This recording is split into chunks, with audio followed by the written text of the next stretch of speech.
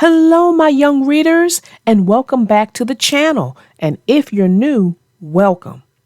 We have not one, but two stories. And of course, it's our best friend, Thomas. He's on board with our stories.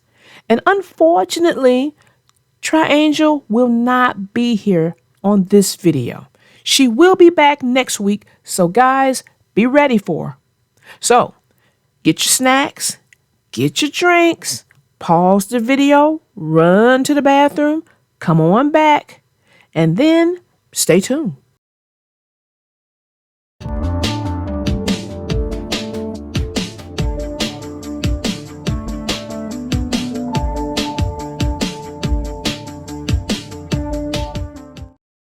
Welcome to the first part of this story. And the name of this story is called Thomas and the Broken Down Train, part of the Thomas and Friends series. Enjoy. Every day, Sir Topham Hatt came to the station to catch his train, and he always said hello to Thomas. There were lots of freight cars in the yard. Different ones came in every day, and Thomas had to push and pull them into their right places. He worked hard. He knew now that he wasn't as clever as he thought. Perhaps Sir Topham Hatt had been kind to him, and he wanted to learn all about freight cars so he would be a really useful engine. But on a siding by themselves were some freight cars that Thomas was told he mustn't touch. There was a small coach, some flat freight cars, and two strange things his driver called cranes. "That's the breakdown train," his driver said. "When there's an accident, the workmen get into the coach, and the engine quickly takes them to help the hurt people and to clear and mend the line. The cranes are for lifting heavy things like engines, coaches, and freight cars." One day, Thomas was in the yard when he heard an engine whistling, "Help! Help!" A goods train came rushing through much too fast. The engine, a new one named James, was frightened. His brake blocks were on fire, and smoke and sparks streamed out on each side. "They're pushing me! They're pushing me!" he panted. On, on, on, laughed the freight cars, still whistling, "Help! Help!" Poor James disappeared under a bridge. "I'd like to teach those freight cars a lesson," said Thomas the Tank Engine. Then a bell rang in the signal box, and the man came running. "James is off the line! The breakdown train! Quickly!" he shouted. So Thomas was coupled on. The workmen jumped into their coach, and off they went. Thomas worked his hardest. "Hurry, hurry, hurry," he puffed. This time, he wasn't pretending to be like Gordon. He really meant it. "Bother those freight cars and their tricks," he thought. "I hope poor James isn't hurt." They found James and the freight cars at a bend in the line. The brake van and the last few freight cars were on the rails, but the front ones were piled in a heap.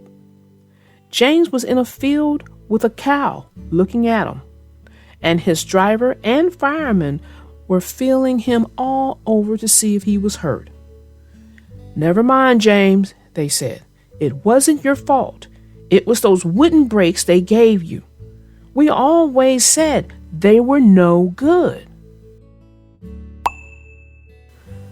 Thomas pushed the breakdown train alongside the wreck. Then he pulled the unhurt freight cars out of the way. "Oh dear, oh dear," they groaned. "Serves you right. Serves you right," puffed Thomas crossly.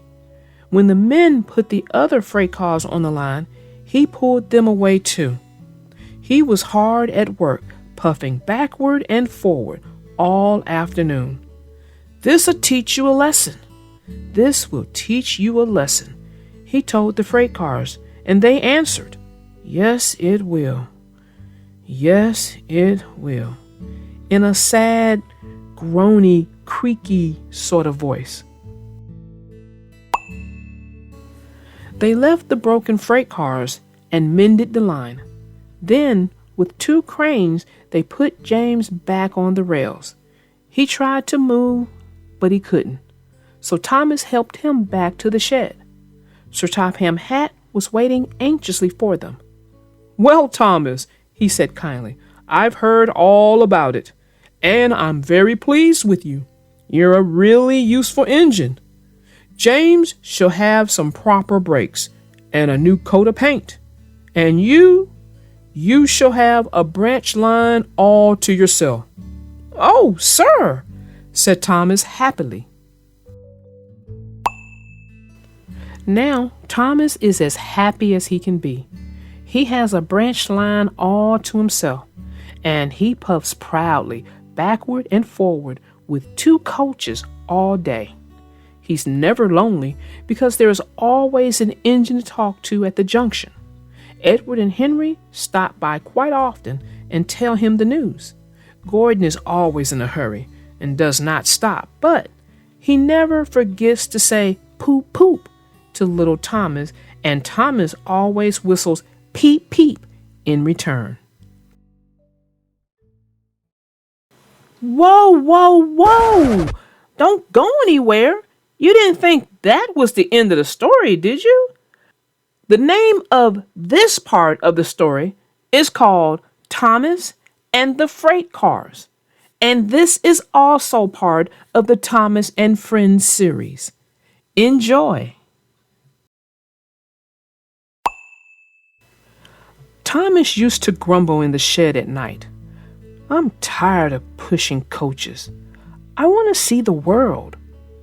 The others didn't take much notice, for Thomas was a little engine who liked to talk big. But one night, Edward came to the shed. He was a kind little engine and felt sorry for Thomas. "I've got some freight cars to take home tomorrow," he told Thomas. "If you take them instead, I'll push coaches in the yard." "Thank you," said Thomas. "That will be nice." So they asked their drivers the next morning, and when they said yes, Thomas ran happily to find the freight cars. Now, freight cars are silly and noisy. They talk a lot, they don't pay attention to what they're doing, and they don't listen to their engine when he stops. They bump into each other, screaming, "Oh, oh, oh, oh, whatever is happening?" And I'm sorry to say, they play tricks on an engine who's not used to them. Edward knew all about freight cars. He warned Thomas to be careful, but Thomas was too excited to listen. The shunter fastened the coupling, and when the signal dropped, Thomas was ready. The guard blew his whistle. "Peep, peep," answered Thomas, and started off. But the freight cars weren't ready. "Oh, oh, oh, oh," they screamed as their couplings tightened. "Wait, Thomas, wait!" But Thomas wouldn't wait. Come on, he puffed, and the freight cars grumbled slowly out from the siding onto the main line. Thomas was happy. Come along, he puffed. All right, don't fuss. All right, don't fuss, grumbled the freight cars. They clattered through stations and rumbled over bridges. Thomas whistled, peep, peep, and they rushed through the tunnel in which Henry had been shut up. Then they came to the top of the hill where Gordon had gotten stuck. Steady now, steady, warned the driver. He shut off the steam and began to put on the brakes. We're stopping, We're stopping, called Thomas. No, no, no, no, answered the freight cars, bumping into each other. Go on, go on.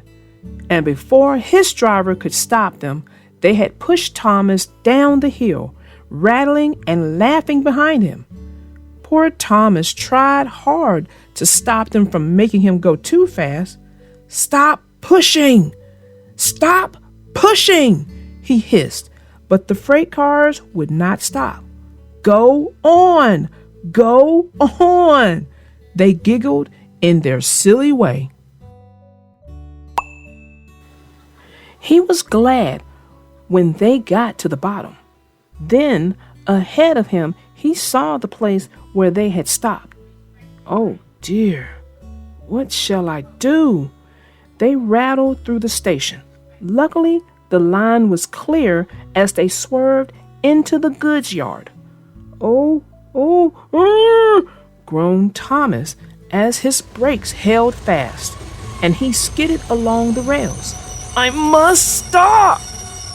And he shut his eyes tight. When he opened them, he saw he had stopped just in front of the buffers, and there, watching him, was Sir Topham Hatt. What are you doing here, Thomas? He asked sternly. I've brought Edward's freight cars, Thomas answered. Why did you come so fast? I didn't mean to. I was pushed, said Thomas sadly. Haven't you pulled freight cars before? No? Then you've got a lot to learn about freight cars, little Thomas. They are silly things and must be kept in their place. After pushing them around here for a few weeks, you will know almost as much about them as Edward. Then you will be a really useful engine. Well, that really is the end of the story, or in this case, stories. I hope you guys enjoyed it. It was a 2-for-1 kind of thing. So I thought that the story really showed Thomas, looked like at the beginning of his career journey on the line. And I think that because Sir Topham Hatt refers to him as Little Thomas. And if you catch any of the stories that's been read on this channel about Thomas, most of those are heroic things that he's done or things that really prove how really useful engine he is. And this just seems to me like it's the beginning of his whole story on the line with Sir Topham Hatt. In both stories, the freight cars seem to be the problem. And in the first story, Thomas was kind of like a stern parent with them for being so mischievous. In the second story, it seems like he was the victim of the freight cars. Now, the freight cars, they're not evil. They're just naughty. And more than anything else.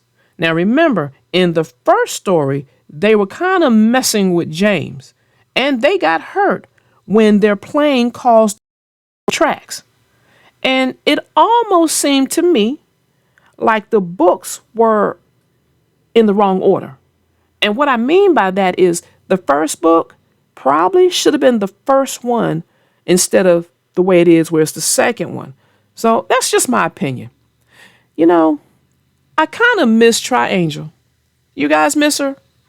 Well, if you miss her, you know you can send her a little hi, how you doing kind of thing by going to our fan page on Facebook. And that's just, you go to Facebook, you go to the Little Darling Narrator, and you should see the fan page. And you can drop her a little text and just let her know you miss her. She will be back here next week. So will I.